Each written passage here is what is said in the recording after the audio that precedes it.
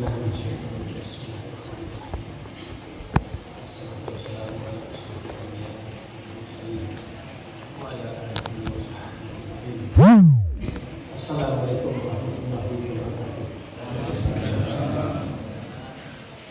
Mari kita baca surat Allah SWT yang telah mengingatkan kita pada malam yang berbahagia ini.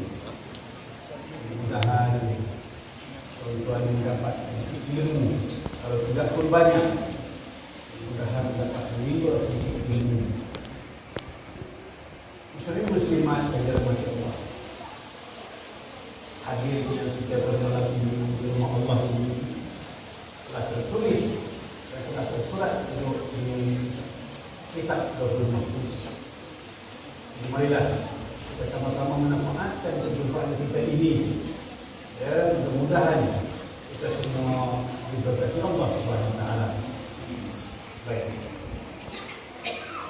Sebelum saya membaca ceramah, dengan izin Allah, boleh ke tidak tuan-tuan duduk di hadapan saya ini, berkumpul di hadapan dia, melainkan budaya kita yang agak berumur itu bolehlah tekan dinding, yang lain kita rapatkan. Biarpun kita menggunakan speaker, mari kita mengambil barakah, ya. Belakang mari kita rapatkan. Ini cara kita semua berilmu. Siapa yang mendapat barakah, saya yang berumur itu bolehlah saya cari video dia.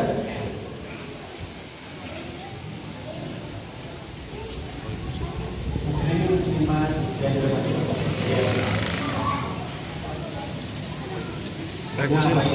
Baik kursi lah, hati megang. Kita menuntut ilmu ini bukan masuk kiri keluar kanan. Biarlah masuk kiri dan kanan itu tidak ada semat dalam hati seorang. Lain padan, lain belalang, lain jarak, lain ikut. Ya, pada malam ini mari kita sama-sama mengutip ilmu orang tua-tua terdahulu, ilmu guru-guru terdahulu, ilmu para raja-raja terdahulu, penilmu-penilmu terdahulu, dan ulama-ulama terdahulu yang kini hampir hilang di bumi ini. InsyaAllah, mudah-mudahan kebangkitan Islam yang lama, yang dulu itu mula berputih, bermula terus. Baik, muslimin muslimat yang dirahmati Allah, ilmu dalam agama Islam ini ada 4 peringkatnya, ada 4 tingkatannya, ada 4 makamnya. Ilmu dalam agama Islam ada 4 peringkat, 4 tingkatan, 4 makam. Pertama, ilmu syariat. Kedua, ilmu tarekat. Ketiga, ilmu hakikat. Dan keempat, ilmu makrifat. Pertama, syariat, tarekat, hakikat dan makrifat. Adapun keempat-empat ilmu ini adalah ilmu fardu ain. Apa arti fardu ain? Ilmu yang wajib dituntut oleh sekalian umat Islam yang beragama Islam. Keempat-empat ilmu ini wajib dituntut oleh kita sekalian. Tetapi sayangnya akhir-akhir ini kita hanya diperdengarkan dengan ilmu syariat dan ilmu tarekat. Sayangnya akhir-akhir ini kita hanya diperdengarkan dengan ilmu syariat dan ilmu tarekat. Kemana hilangnya ilmu hakikat? Kemana terkuburnya ilmu makrifat?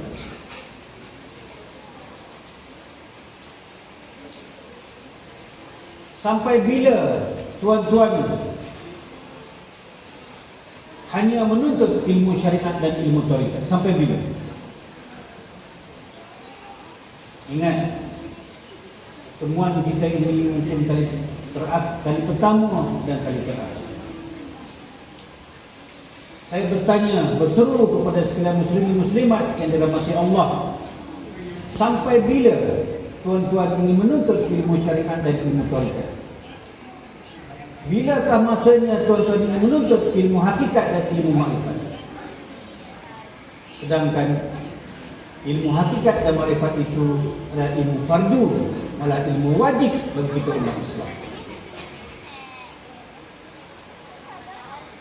Saya lihat kebanyakan di hadapan saya ini, kalau cium tangan sendiri, insya-Allah bukan berbau minyak wangi lagi, malah berbau tanah kubur. Balik cium tangan sendiri, kemudian cium tanah kubur, sama bau. Jadi bila lagi kita nak menuntut ilmu hakikat, bila lagi kita nak menuntut ilmu hakikat, makrifat. Baik. 4 peringkat ilmu itu kita boleh bahagikan kepada 2. Syariat, tarikat, hakikat, makrifat terbahagi kepada 2. Pertama, syariat dan tarikat, ilmu dipanggil ilmu syariat. Syariat dan tarikat dipanggil ilmu syariat. Adapun ilmu hakikat dan ilmu makrifat dipanggil ilmu hakikat. Syariat dan hakikat. Kita sekarang ini kebanyakannya menerima ilmu syariat. Bilakah masanya untuk kita menimba ilmu hakikat?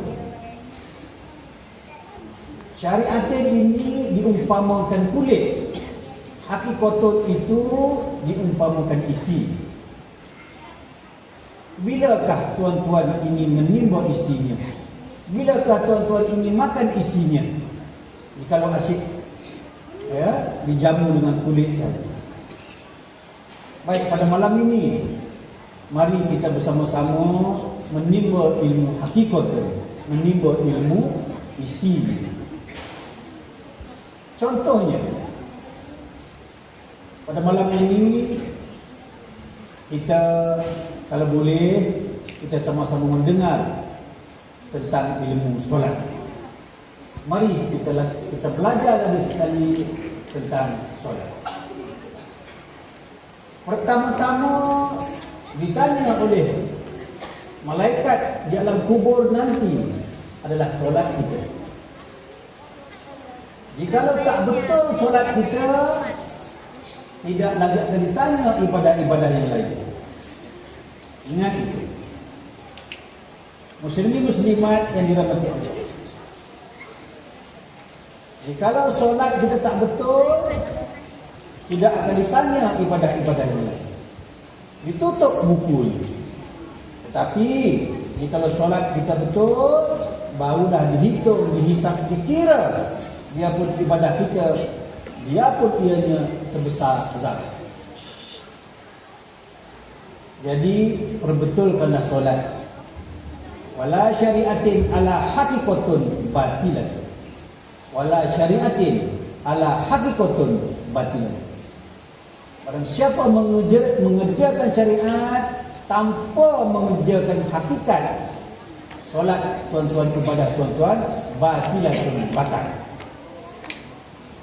Ingat itu. Wala syari'atin ala haqiqatun batilah. Ala haqiqatun wala syari'atin atilah. Kalau kita mengerjakan hakikat sahaja, tidak ada syariat pun, hampa. Jadi pada malam ini, mari kita sama-sama mengerjakan syariat dan bersama dengan hakikat. Tetapi sayangnya, kita tak usah membuang masa untuk bicara syariat, kerana kita telah diperdengarkan saban hari. Mari pada hari ini kita dengar tentang ilmu hakikat. Ingat, wala syari'atin ala haqiqatin batilah. Kalau siapa buat syariat tidak ada hakikat, batal. Jadi ingat, kita tanam kelapa sawit di dunia, kita tanam getah di dunia, Kita tanam padi di dunia, di akhirat esok tuan-tuan tak boleh makan isinya kalau tak betul solatnya. Bersolat dengan syariatin tanpa solat hakikatun, hasilnya batilatun, batal.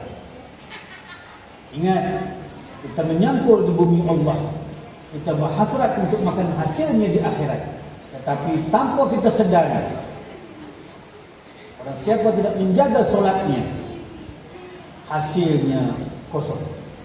Baik, bagaimanakah caranya untuk kita menyempurnakan solat syariatin beserta dengan hakikat? Muslimin muslimat yang dirahmati Allah, solat ini ada rukun dan ada hukum. Saya ulang lagi sekali. Solat ini ada rukun dan ada hukum. Rukun sebanyak 13. Semua orang tahu. Budak tadika pun tahu rukun 13. Kita tak usah membuang masa pada malam ini. Mari kita belajar hukumnya. Tinggalkan perkara rukun, mari kita belajar hukumnya. Kalau rukun ada 13, hukum solat ada 3. Ya anak-anak yang dikasihi, minta jangan bercakap ya. Kalau boleh, asingkan sekejap supaya tidak mengganggu ceramah. Ya, asingkan anak-anak, bukan ada tak nak bagi dengar. Ya, nak duduk, diam-diam ya. Muslim muslimat yang dirahmati Allah. Adapun hukum solat itu ada 3. Fi'li, qauli, qalbi. Apa arti fi'li? Fi'li itu perbuatan. Kalaulah solat itu bergantung pada perbuatan, semua kita ini lulus 100%. Tidak ada cacat celanya. Tak boleh berdiri, duduk, ya, tak boleh duduk baring, boleh bersolat. Solat dari segi perbuatan fi'linya lulus, alhamdulillah. Pergi kepada hukum yang kedua, qauli, iaitu bacaan. Bacaan lafaz yang sempurna, kalaupun tidak sempurna, Allah Maha mengetahui. Lulus 100%. Fi'li, qauli, semua di masjid ini akan masuk syurga kerana lulus. Diterima oleh Allah. Cantik. Tetapi sayangnya, baik muslimah-muslimah dia pun berada di luar, saya minta beri perhatian kepada ceramah ini ya. Baik, muslim-muslimat yang dirahmati Allah, hukum yang ketiga itu hukum qalbi. Hukum inilah yang kebanyakan kita gagal dalam bersolat. Mana yang dikatakan hukum qalbi?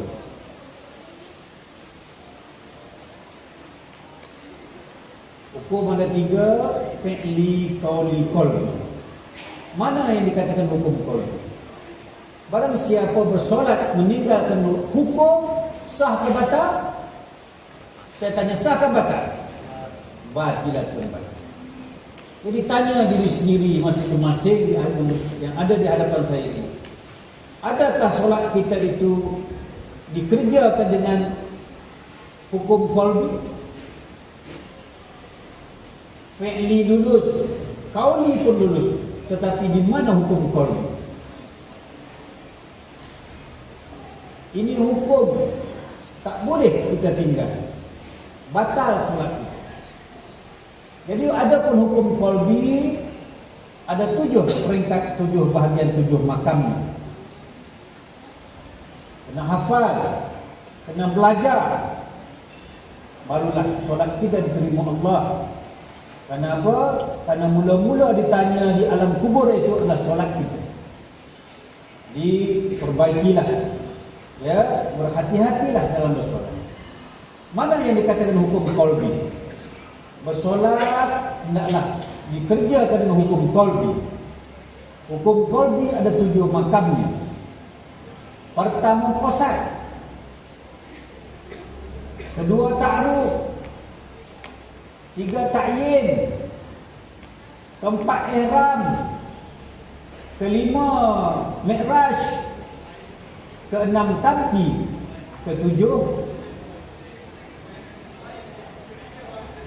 keenam munajat, ketujuh tamki. Ya, qasad, ta'aruf, ta'yin, ihram, mi'raj, munajat dan tabdi. 7 makam ini tak boleh kita tak tahu. Wajib kita tahu 7 perkara ini, barulah sempurna solat. Pertama qasad. Apa arti qasad? Qasad ini artinya menyatakan niat. Sebelum kita bersolat, hendaklah kita berniat. Innamal a'mal binniyat. Bermulanya sesuatu amal dengan niat. Mana yang dikatakan niat? Muslimin muslimat yang dirahmati Allah, ayanda saya, Pak Imam, Jikri Masjid dan ayanda-ayanda, sahabat-sahabat, saya mohon ampun dan maaf. Seandainya ilmu saya ini mungkin ada yang tak pernah mendengar. Pada malam ini, mari kita sama-sama beri perhatian. Qasad artinya menyatakan niat. Mana yang dikatakan sebenar-benarnya? Sahaja aku sembahyang maghrib 3 rakaat, itu lafaz niat. Itu belum berniat. Itu sebelumnya saya mohon ampun dan maaf.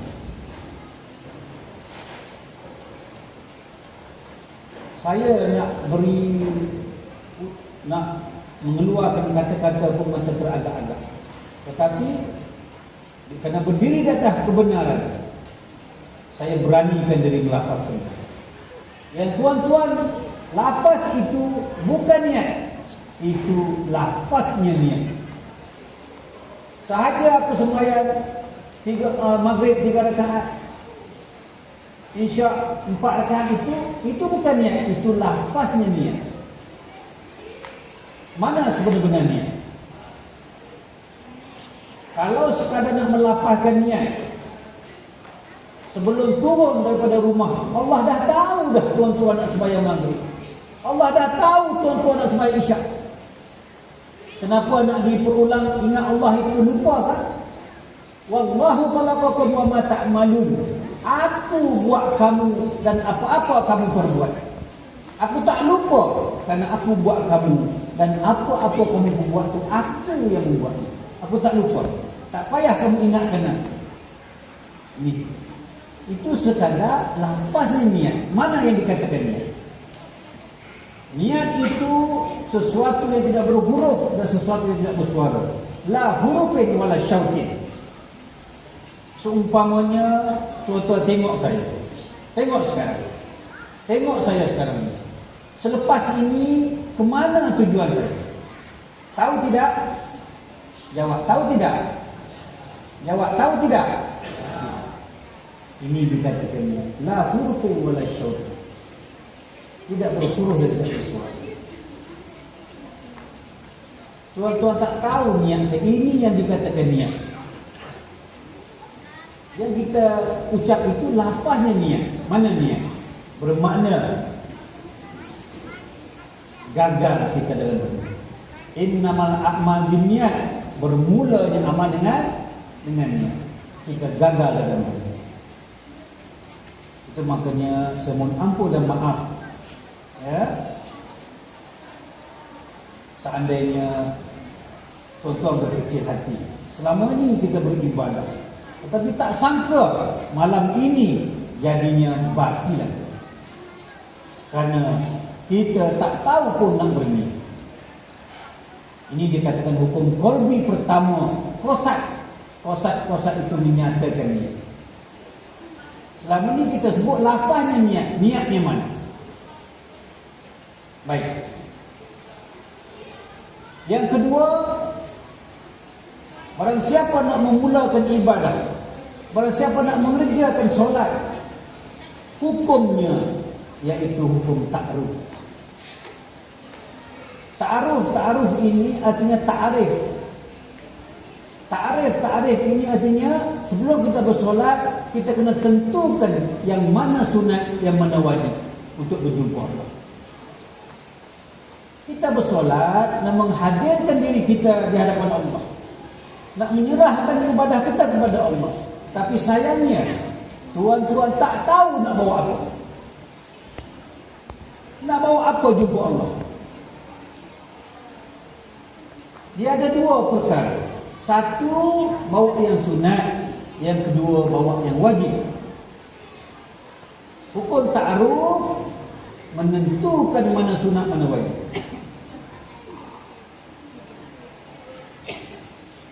Baik, kita nak mendirikan solat, kita tak boleh meninggalkan yang wajib. Yang sunat boleh kita tinggalkan sebab dia sunat, tetapi yang wajib tak boleh kita tinggalkan. Kalau kita tak tahu yang mana sunat, yang mana wajib, macam mana kita nak bawa? Contohnya kita nak masuk ke Singapura, kita bawa duit 2 lori. Bolehkah masuk Singapura? Bolehkah masuk Singapura? Tak boleh. Sebab duit itu sunat. Mana yang wajibnya? Pasport. Kita kena bawa pasport. Baru boleh masuk Singapura, baru boleh masuk Brunei, baru boleh masuk Indonesia. Kita tentukan dulu nak masuk negara orang yang nak bawa apa. Tentukan mana sunat, mana wajib. Yang sunat tak ada duit tak apa, kita boleh masuk Singapura, boleh masuk Indonesia, boleh masuk Brunei, boleh masuk Filipina kalau tidak ada duit, sebab dia sunat. Boleh tak kalau tak bawa pasport? Boleh tidak? Boleh tidak? Jadi makanya muslimat yang dirahmati Allah, barang siapa nak mendirikan solat, tentukan dulu mana yang wajib, mana yang sunat untuk aku persembahkan kepada Allah Subhanahu.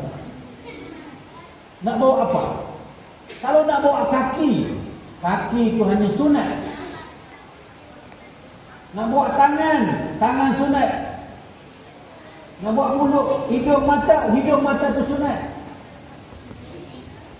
Boleh tak orang kudung sembahyang? Boleh tak orang kudung kaki solat? Boleh tidak? Bermakna kaki itu sunat. Boleh tak orang buta sembahyang? Boleh. Artinya mata itu sunat. Mana yang wajib? Nak berjumpa Allah ini kena tentukan mana sunat, mana wajibnya. Ini dia kata hukum qalbi yang kedua itu ta'aruf. Ta'rif artinya menentukan dulu mana sunat, mana wajib untuk aku bawa berjumpa Allah. Hukum qalbi yang ketiga iaitu ta'yin. Ta'yin ini menentukan waktunya solat.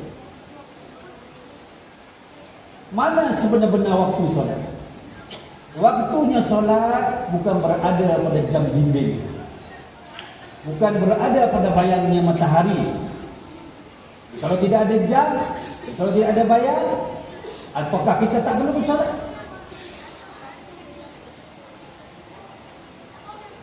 Ulama-ulama terdahulu hidupnya dalam gua yang tidak ada bayang matahari, yang tidak ada jam pun zaman dulu. Macam mana dia bersolat? Ini itu dia kata hukum yang ketiga, iaitu hukum ta'yin, menentukan waktu bersolat. Mana sebenar-benar waktu bersolat? Yang keempat, barang siapa nak bersolat, hendaklah ihramkan dirimu. Ihramkan dirimu, baru boleh kamu menunaikan solat. Ihram ini bukan pakaian haji. Ihram bahasa Arab, bahasa Melayu kata bungkus. Tutup. Bungkuskan dirimu. Kalau siapa nak bersolat, bungkuskan dirimu. Jangan terlihat keberadaan diri. Aku tak nak tengok yang sunat. Tangan tak perlu hadir berjumpa aku. Orang kudung pun boleh bersolat. Kaki tak perlu hadir berjumpa aku. Orang kudung kaki pun boleh bersolat. Mata, telinga tak ada pun. Aku tak perlu tengok. Pentingnya bungkuskan dirimu. Ihram artinya bungkus. Sebelum kamu datang jumpa aku, bungkus dirimu. Nak bungkus macam mana? Takkan sembahyang nak berselimut. Macam mana nak bungkuskan dirimu sebelum kamu hadir di hadapan Allah Subhanahu Wa Taala? Nak bungkus macam mana? Tangan nampak, mata nampak, kaki nampak. Nak bungkus apa? Ingat, muslim-muslimah yang dirahmati Allah. Siapa nak bersolat, bungkuskan dirimu, ihramkan dirimu. Kerana ini hukum qalbi.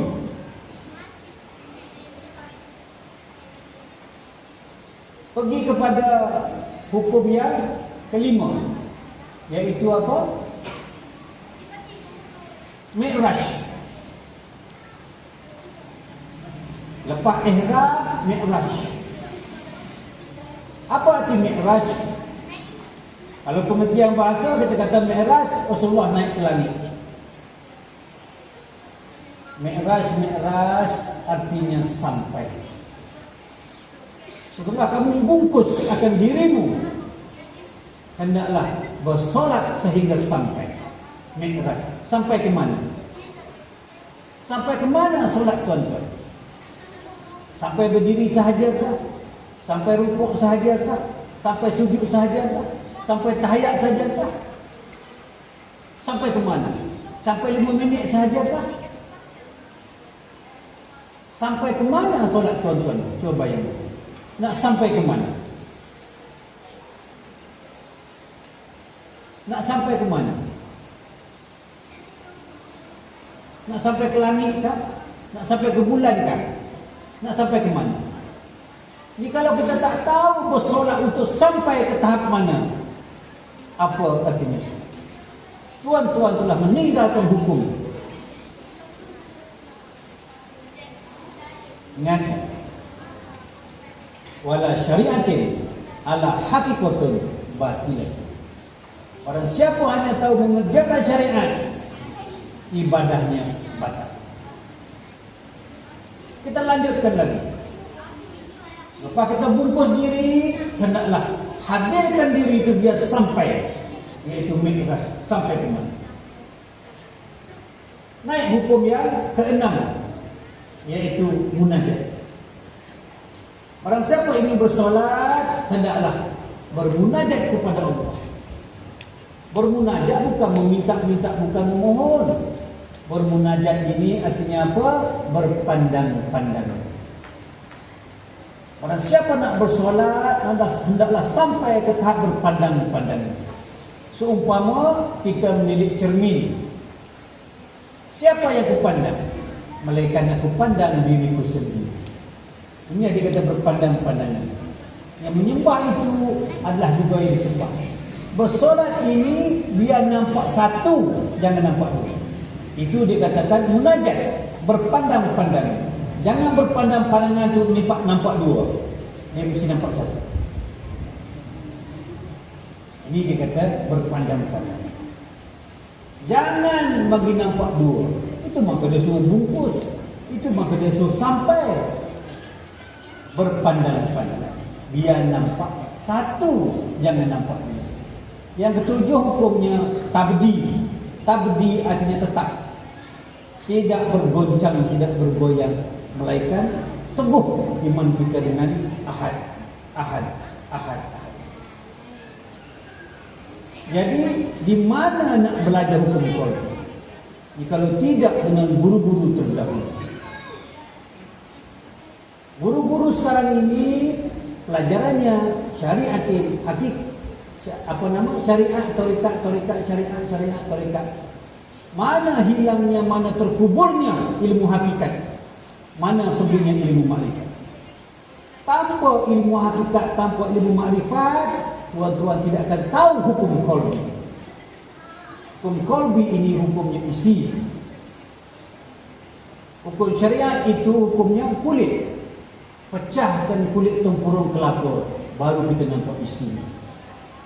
Jangan sahaja tengok saja buah kelapa. Ya. Pada malam ini saya bagi buka minda tuan-tuan.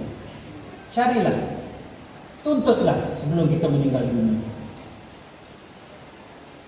Saya ingin bagi satu cerita supaya tuan-tuan mendapat insafan daripada cerita ini. Allah memberi satu kiai ini tempat sebuah pulau, 70 hasta lebar, 40 hasta lebar, 40 hasta panjang pulau ini kepada seorang habib, kepada seorang tuan syekh. Kerjanya untuk beramal ibadah. 40 hasta lebar, 40 hasta panjang pulau ini, duduk bersendirian, hanya tahu beramal, puasa, sembahyang, zikir, solat, tidak ada kerja lain. Kemudian Allah bekalkan kepada tuan syekh habib ini pohon delima dan air mata sebesar ibu tangan, memancut berbuah 24 jam. Itu pokok delima itu khasiatnya banyak. Maka buah delima saja boleh hidup sepanjang masa. Cimani darah tinggi buah delima. Itu ada jual apa? Produk delima kan, betul. Kemudian ringkaskan cerita, sampailah masanya ajalnya sampai. Datang Israel. Lalu Habib kata, Israel, sabar. Sabar. Jangan kau ambil dulu nyawaku. Kamu pergi tanya Allah SWT, syurga ke berapa ke tempat aku. Dia kerana patuhnya kepada seorang ulama ini, dia pergi naik jumpa Allah. Ya Allah, ya Tuhanku, hamba-Mu si fulan bin si fulan bertanya sekian. Allah kata apa? Perkhabarkanlah kepada hamba-Ku itu tempatnya neraka yang betul. Turunlah malaikat pergi jumpa Habib. Perkhabarkan apa yang Allah kabarkan. Wahai Israel, tunggu lagi, tunggu dulu. Kau periksa tempat aku ibadah ini. Batu tempat aku sujud yang melengkuk kerana kuatnya beribadah. Hitam dahi aku. Tak ada perempuan, tak ada judi, tak ada arak, tak ada rasuah, tak ada semua. Melainkan aku bersendiri beribadah siang dan malam. Kenapa tempat aku neraka yang ketujuh? Lalu patuhnya kepada seorang ulama, pergi dia jumpa Allah SWT, perkhabarkan cerita. Lalu Allah berkata, kabarkanlah kepada hamba-Ku itu. Dia bukan berkehendak kepada aku, dia berkehendak kepada nikmat aku, iaitu syurga. Kabarkan kepada hamba-Ku, jikalau dia berkehendakkan nikmat aku iaitu syurga, kabarkan kepada dia, nikmat sebelah mata yang aku beri kepada dia itu tidak terbalas, tidak setanding biarpun solatnya melengkung batu. Dia berhajat selain pada Allah, dia berhajat kepada syurga. Syurga ini makhluk. Barang siapa berhajat kepada makhluk satu hari pasti binasa. Makhluk satu hari pasti binasa. Tidak ada makhluk sekekal sebagaimana kekalnya Allah. Syurga itu makhluk, pasti satu hari surga binasa surga. Kemana tuan-tuan nak bergantung pada? Berkehendak kepada surga, bukan berkehendak kepada aku. Nikmat surga berbanding nikmat sebelah mata yang beri kepada dia itu tidak terbalas, dia pun batu itu melengkung. Ingat, muslim-muslimat yang dirahmati Allah, bersolatlah dengan ikhlas.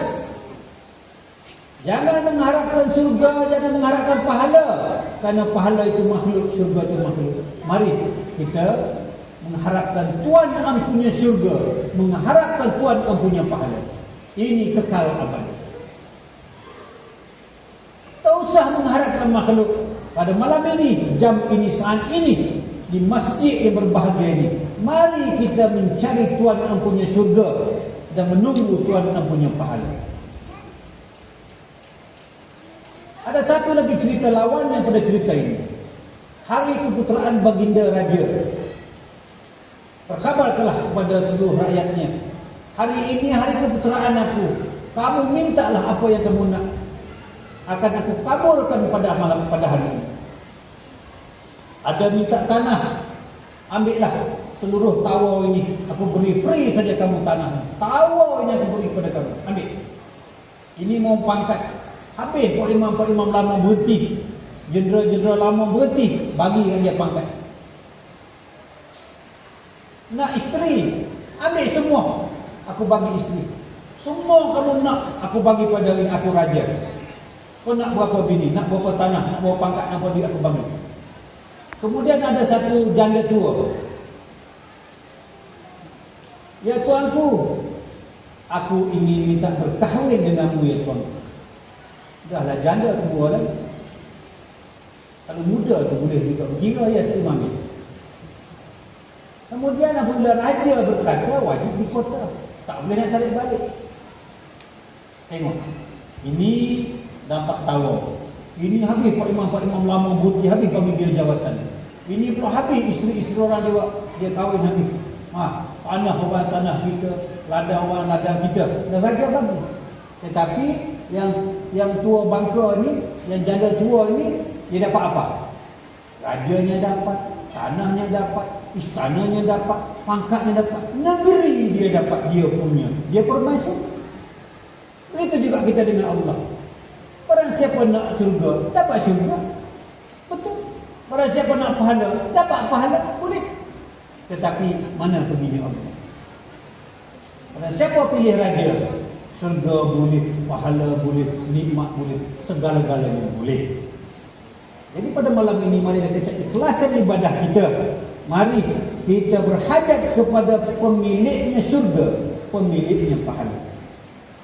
Ini dia katakan ikhlas.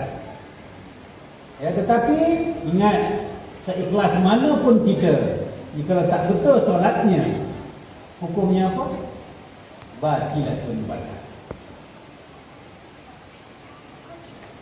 Baik. Masa ada lagi 54 minit atau 10 minit. Ya. Saya tak boleh terus-terus nak mengajar ilmu hakikatul. Kerana yang duduk depan saya ini berbagai-bagai peringkat umurnya, berbagai-bagai peringkat ilmunya. Ya. Mengajar ini bukan sembarangan, dia mesti dengan fatonah. Fatonah berarti bijaksana. Seorang ulama, seorang cikgu, seorang guru, dia mesti berfatonah, iaitu bijaksana melihat mana muridnya, tahap mana muridnya. Tak boleh nak dihaburkan. Kerana apa? Takut menimbul fitnah. Cukuplah saya bagi bayangan. Ya, ingat, barang siapa hanya mengerjakan syariat tanpa hakikat, hanya sia-sialah ibadah.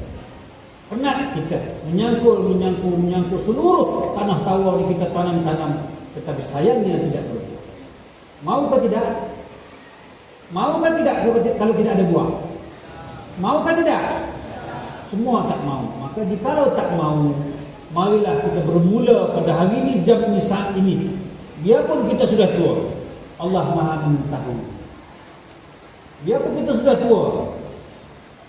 Kenapa? Karena dulu kita tidak dapat khabaran, tidak ada orang menceritakan kepada kita. Pada malam ini sudah menjadi kewajipan, kerana sudah diperkhabarkan. Wajib kena tunduk. Dulu tak apa, kerana kita tak tahu. Tetapi pada malam ini hukum dan ini rukun. Tak boleh kita nak ambil mudah. Ya, baik. Dalam masa 10 minit ini saya ulang lagi sekali. Muslimin muslimat yang dirahmati Allah, tak perlu kita belajar banyak-banyak. Kalau kita tak ingat, biar belajar sikit tetapi ingat. Ya. Pertama-tama barang siapa nak mengerjakan solat, selain daripada rukun 13, hendaklah tuan-tuan belajar hukumnya 3. Hukumnya ada 3 peringkat. Mana dikatakan 3? Fi'li, qauli, qalbi. Fi'li ini perbuatan.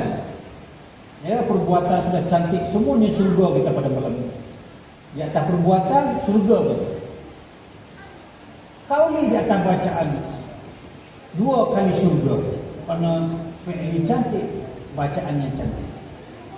100% surga. Tetapi kalau kita pergi kepada hukum qalbi, dua surga itu hilang. Akan ditarik balik surga itu. Kerana tak sempurna solatnya, tak dihitung ibadah-ibadah. Kita kena belajar hukum qalbi. Hukum qalbi ada 7 makamnya, 7 peringkatnya, 7 bahagiannya, 7 lapisannya. Pertama qasad, kedua ta'aruf, ketiga ta'yin, keempat ihram, kelima mi'raj, keenam munajat, ketujuh tabligh. Ni qasad artinya menyatakan niat. Macam mana kita nak menyatakan niat kepada Allah? Macam mana kita nak menyatakan niat kepada Allah? Sedangkan niat itu la hurufin wala syautin, tak berhuruf dan tak bersuara. Kalau sekadar nak sahaja apa sembahyang maghrib 3 rakaat, itu lafaznya niat. Kamu tak berniat, tak melafaz pun aku dah tahu dah kamu nak turun sembahyang maghrib. Kamu tak usah cerita kepada aku. Aku yang menggerakkan kamu turun mengerjakan maghrib. Kenapa kamu nak memperingati aku balik? Contohnya, nak menggambarkan itu belum berniat, baru melafazkan niat.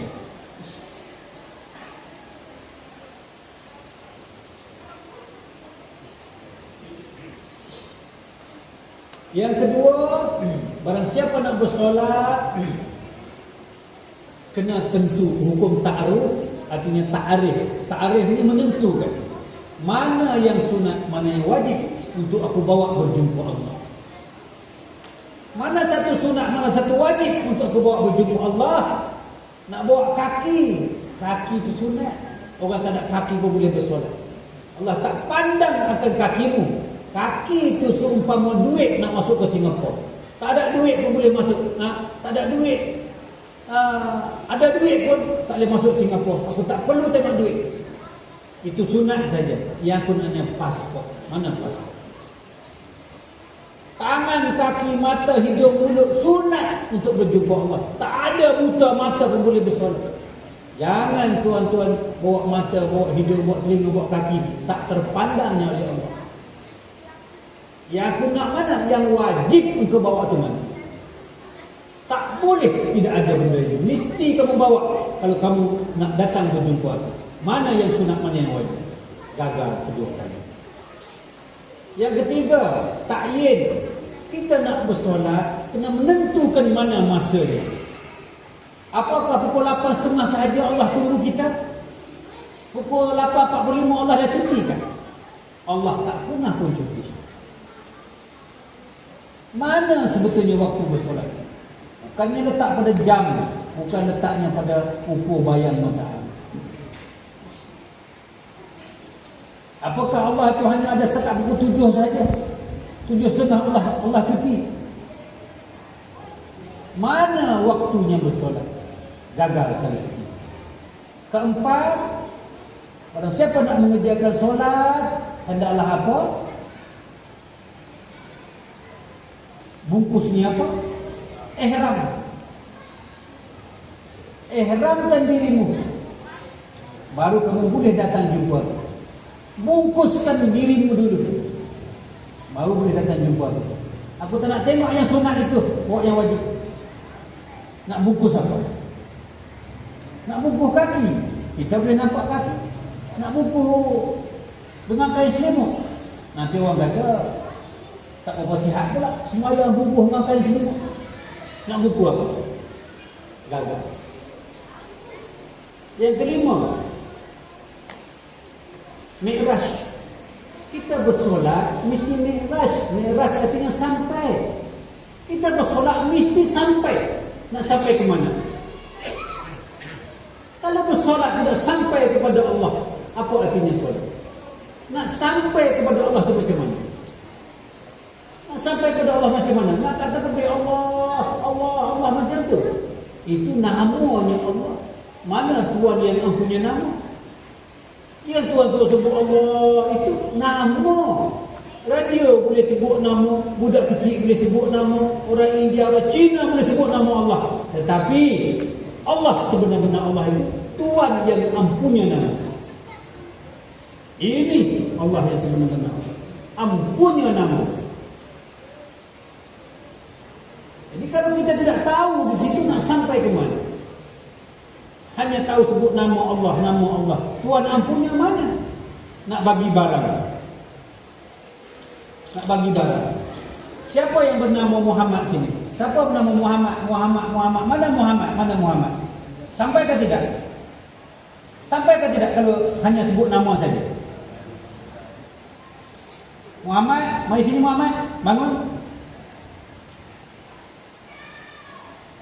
Awak nama Muhammad kan? Ambil ni. Ya, ini Muhammad ya. Ini Muhammad. Sampai tidak? Sampai Tuhan ampunya nama datang. Tadi kita panggil saja Muhammad. Nama saja. Mana Tuhan ampunya nama? Ini Tuhan ampunya nama. Sampai tidak? Tapi kalau Tuhan tidak mengenal Tuhan ampunya nama, sampai tidak? Gagal. Ini dikatakan mi'raj yang sampai.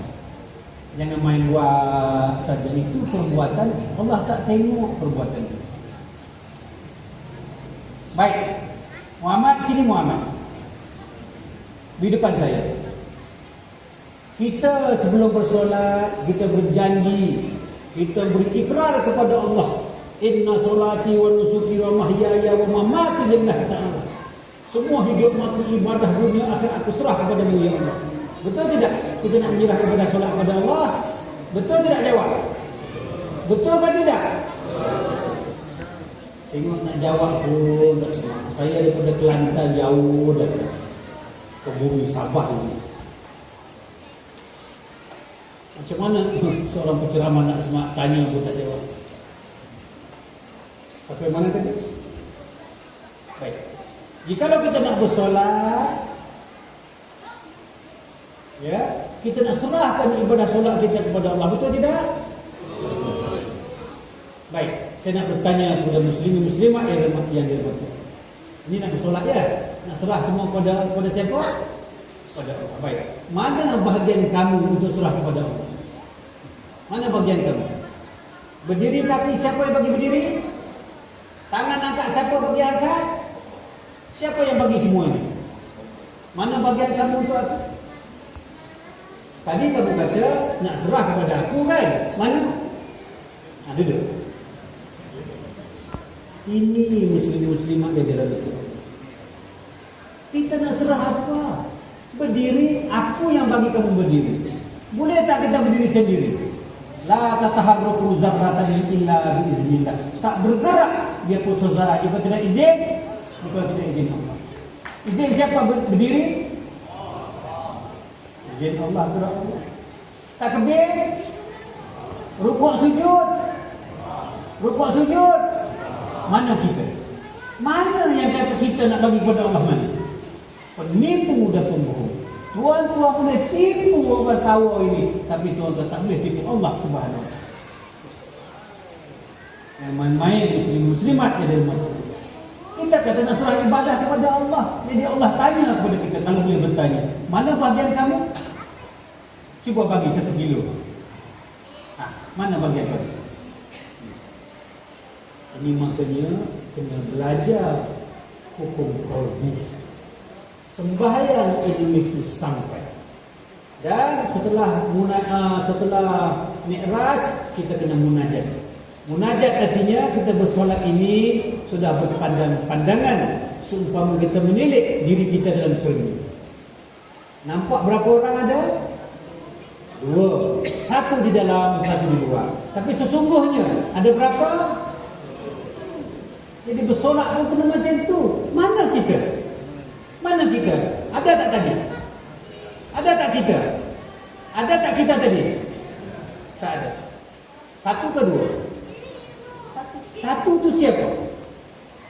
kena belajar. Bawalah ini pada hukum tabdi, tetap duduklah kita, berbahagialah bersama Allah SWT. Yang dikatakan solat itu daimun, solat 24 jam, duduklah, tabdilah dirimu, solat itu daimun. Itu belum saya ada solat daimun. Jadi jam pun sudah 5 minit untuk berhenti. Muslimin muslimat yang dirahmati Allah, pada malam ini marilah kita berubah. Cukup-cukuplah kita belajar ilmu syariatin. Ya, tubuh kita sudah berbau tanah liat. Bila masanya untuk belajar ilmu hakikatan dan ilmu makrifat?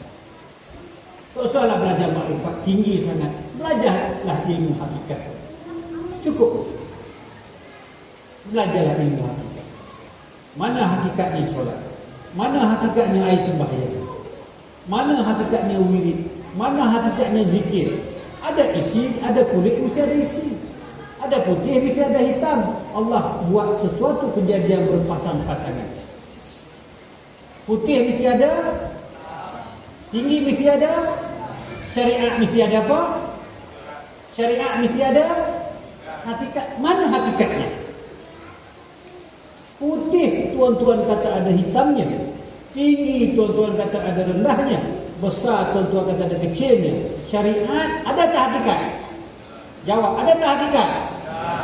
Mana hakikatnya? Mana hakikatnya solat? Begitu juga berwudu. Berwudu ini artinya menyucikan zahir dan batin. Tuan-tuan ini pembohong semua. Sebab apa saya kata bohong? Usah kata nak cuci batin, zahir pun tak lepas. Takat siku, takat muka lali saja. Tempat lain Allah tak nampak kah? Tempat lain Allah tak nampak kah? Kenapa tuan-tuan tak cuci? Kata berwuduk suci zahir dan batin. Tuan-tuan jawab batin, zahir pun tak lepas. Macam mana cara kita berwuduk nak jumpa Allah? Belajar. Mana dikatakan air wuduk mana? Air wuduk itu air mutlak. Air mutlak tidak berbau, tidak bertukar warna dan suci lagi menyucikan. Mana tuan-tuan nak cari air tidak berbau? Air pahit bau klorin, air sungai keruh. Dan air wuduk, air mutlak ini dia pun terkena di atas kulit kita ni. Terkena satu titis pun dia akan cuci zahir dan batin. Najis kita dalam perut ini pun akan jadi bersih. Ini dikatakan air mutlak, suci lagi menyuci. Mana nak cari air suci lagi menyucikan? Bukan di langit dan bukannya di bumi air mutlak. Air mutlak ini yaitu air nurani. Air nurani bukan berada di dalam dada. Air nurani bukan berada di luar dada. Barang siapa berjumpa dengan air nurani, inilah bahawa sebenar-benar air suci lagi menyucikan. Ilmu hakikat, kita belajar syariat hakikatnya mana? Nak belajar lagi ilmu hakikat. Seumpama kita berzikir, Subhanallah, Subhanallah, Subhanallah, Maha Suci Allah, Maha Suci Allah. Itu zahirnya, syariatinnya. Kalau pergi hakikat, Allah bertanya, memang aku sudah suci. Kenapa kamu nak berus, nak melorokkan aku? Kenapa kamu nak sucikan aku? Karena aku sudah suci dah. Aku sudah suci dah. Kenapa kamu nak sucikan aku? Mana hakikatnya zikir subhanallah? Maha suci Allah, Maha suci Allah. Duduk di mana sucinya Allah? Sebut Allah Akbar, Allah Akbar, Allah Akbar, Allah Maha Besar, Allah Maha Besar. Bila yang itu kecil? Kamu tak tahu lagi kah aku ni besar? Itu kita mengaji hakikat. Sebut itu dia tahu. Allah Maha Besar, Allah Maha Besar. Besar mana Allah? Aku buat berpasang-pasangan. Jikalau besar ada kecilnya. Pandai kamu sebut besar. Mana kecilnya? Jikalau kamu tak tahu kecilnya aku, macam mana kamu tahu besar? Macam mana kamu tahu hitam kalau kamu tak kena putih? Macam mana kamu tahu sakit kalau tak pernah kena sihat? Macam mana kamu tahu besarnya itu kalau kamu tidak tahu kecilnya? Sebut saja Allah Akbar, bohong. Tak tahu apa kecilnya Allah. Aku buat berpasang-pasangan. Tinggi ada rendah, besar mesti ada kecil. Kamu kena tak kecil? Kalau kamu tak kena kecil, macam mana kamu kena besar? Kalau kamu tak kena putih, macam mana kamu kena hitam? Kalau kamu kena tak kena suci, macam mana kamu tahu kotor? Nak tak kena sebesar mana Allah? Sebagai satu dia, nak tak kena sebesar mana Allah? Tak jawab pun. Kita sebut, dia beritahu. Saya bagi contoh. Nak tidak dengar kena bersama Allah? Ini cara orang belajar ilmu hakikat. Sebut, mesti putus. Buat, mesti putus. Mesti tahu penyudahnya apa yang kita buat, apa yang kita sebut. Nak tahu besarnya Allah sebesar mana? Baik, tutup mata macam ni. Jangan macam ni. Semua tutup macam ni. Tutup, biarlah kita bodoh-bodoh sekejap. Ini cara kita belajar. Tutup semua ayat dia, tutup macam ni. Jangan macam ni, tutup. Baik, jangan buka lagi saya tanya. Ya, jangan buka. Jangan buka. Nampak tak saya pegang apa ni? Jangan buka. Nampak tak saya pegang apa ni? Baik, buka dulu. Saya pegang apa tadi? Besarnya Allah ini sehingga aku tak terlihat kepada yang lain. Barulah Allah itu sebenar-benar besar. Aku tak terlihat kepada yang lain. Melainkan fa'aina ma tuwallu fasamma wajhullah. Mana aku hadapkan mukaku, di situlah wajah Allah. Aku tak nampak dah benda lain. Mana aku hadap mukaku? Rupa siapa? Tetapi tua-tua tak mengaji benda itu, maka tak boleh nak menghayati apa yang saya cakap. Besarnya Allah itu sehingga kita tidak terlihat kepada yang lain. Besarnya Allah itu sehingga tidak ada kecilnya Allah. Itu makanya apabila kita sebut, kita kena faham. Ini arti ilmu hakikat. Jika air sembahyang, kena cari air mutlak. Hakikat berzikir, kena tahu besar dan kecil Allah. Kena tahu bersih dan kotornya Allah. Subhanallah, subhanallah, maha suci Allah. Macam mana Allah itu suci? Nak tahu Allah itu suci, biar Allah saja yang lihat kita buta. Biar Allah saja berkuasa kita lemah. Biar Allah saja yang hidup kita mati. Biar Allah sahaja yang ada kita tidak ada. Baru dikatakan Allah itu maha suci Allah. Sebab tak bercampur dengan yang lain. Ini maha suci Allah, aku gagah. Maha suci Allah, aku adil. Maha suci Allah, aku kuat. Mana sucinya Allah? Sucinya Allah itu, jikalau Allah melihat kita, jikalau Allah hidup kita, jikalau Allah ada kita, barulah dikatakan Allah benar-benar suci. Subhanallah, subhanallah, subhanallah, subhanallah. Tidak terlihat lagi yang lain. La mawjud bil haqqi illallah. Hanya ada Allah. Allah adalah sebutan subhanallah, sebutan Allah. Ya. Jadi masa sudah cukup. Saya mohon ampun dan maaf ayahanda dan para guru di hadapan saya. Bukan datang nak niat untuk mengajar, tetapi mudah-mudahan ya tuan-tuan berfikirlah, carilah ilmu hakikat. Cukup-cukuplah belajar ilmu syariatin kerana kita sudah tua. Berilah kepada budak-budak. Ya, kerana kita sudah tua, carilah bekalan untuk akhirat. Bekalan itu hanya ada pada ilmu hakikat. Wabillahi taufiq wal hidayah. Wassalamualaikum warahmatullahi wabarakatuh. Jadi sebelum anda mai sini. Saya ada bawa kitab. Ya. Kitab itu ada 11 jilidnya, tetapi terbawa hanya berapa jilid saja. Inilah yang dikatakan ilmu untuk kenali Kelantan. Kalau tuan-tuan tahu untuk kenali Kelantan ya, inilah ilmu. Ayahanda saya anak murid kepada Tok Guru untuk kenali Kelantan. Jadi saya menumpang ilmu ayahanda saya, ya. apa yang saya terima semasa kecil dulu saya sampaikan pada malam. Saya mau belajar ada di sini. Ya. Wabillahi taufiq wal hidayah. Wassalamualaikum warahmatullahi wabarakatuh.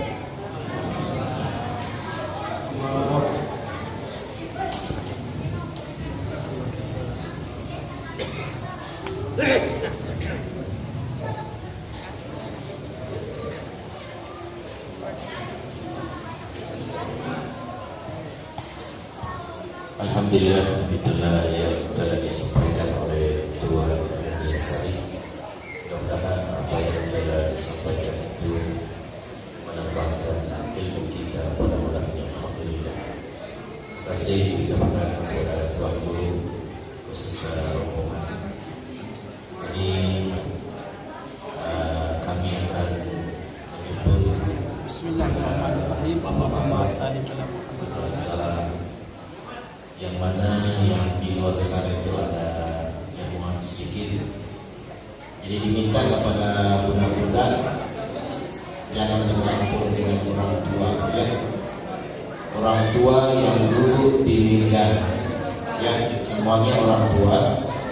Budak-budak di bawahnya, insyaallah sila bercampur. Jaduan kepada bapak-bapak kita untuk duduk di meja sana. Sekian sudah hidup. Assalamualaikum warahmatullahi wabarakatuh.